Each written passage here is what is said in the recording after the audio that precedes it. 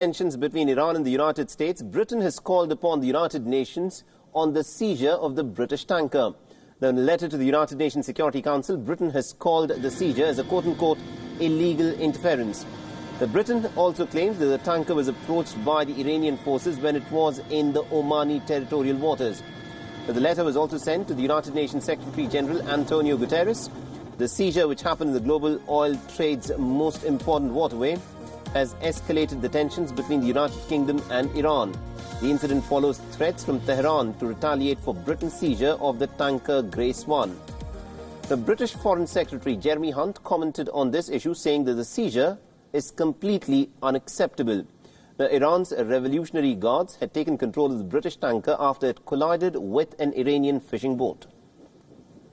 About the safety and security of British and international shipping in one of the most important seaways in the world, and that is why we are calling on Iran to reverse this illegal act.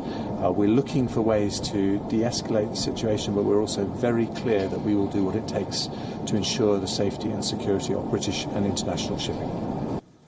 And also in an exclusive conversation with WION World is One, the British High Commission to India has said that the United Kingdom is extremely concerned over Iran's actions in the Persian Gulf.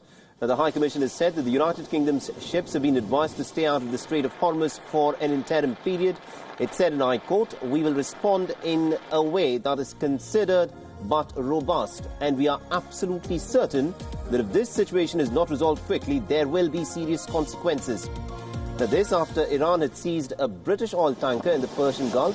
The British High Commission also told WION that the United Kingdom will be holding meetings with its international partners over the weekend.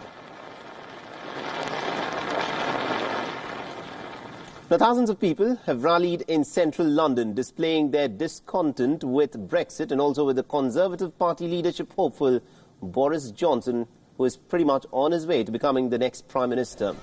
Now, the protesters have marched in central London, waving European Union flags and chanting slogans such as "Let's stay with the EU" and calling on the government to stop the Brexit mess.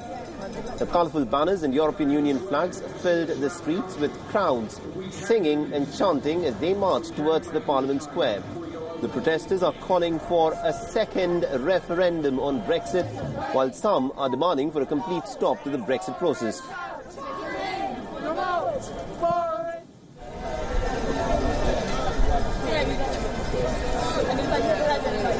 Boris and Brexit, my hope is that Boris is so terminally incompetent that Brexit won't happen. That's my hope. He doesn't succeed at things. He's a very lazy man. He's a complete stranger to the truth. And I'm hoping that will cause Brexit to founder. Now, the campaigners opposing Britain leaving the European Union have unfurled a Boris blimp after the Trump blimp. This, of course, is now what is becoming popular in Britain, and this was unfurled outside of the British Parliament in London. The giant inflatable blimp wore Nigel pants, named after Nigel Farage, the leader of Britain's Brexit party. Now, the blimp's T-shirt had about £350 million written on an image of Boris Johnson.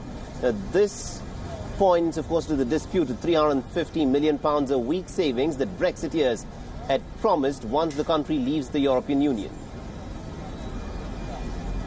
Boris, as Prime Minister, as he looks set to be, he has promised that he will take us out of the European Union on the hardest possible terms of Brexit. That is absolutely not what this country voted for back in 2016. It's not what the Brexiteers themselves said they were going to do if we had a leave vote in 2016. So we say that 3.5 years on from that referendum, it's time to go back to the people, check in with them, and make sure that this government doesn't deliver a mandate that is now 3.5 years old. Now, Brexit without a divorce deal would abruptly wrench the world's fifth largest economy away from the European bloc. Britain is yet to leave the Eurozone more than 3 years after the country voted to leave the bloc in a referendum.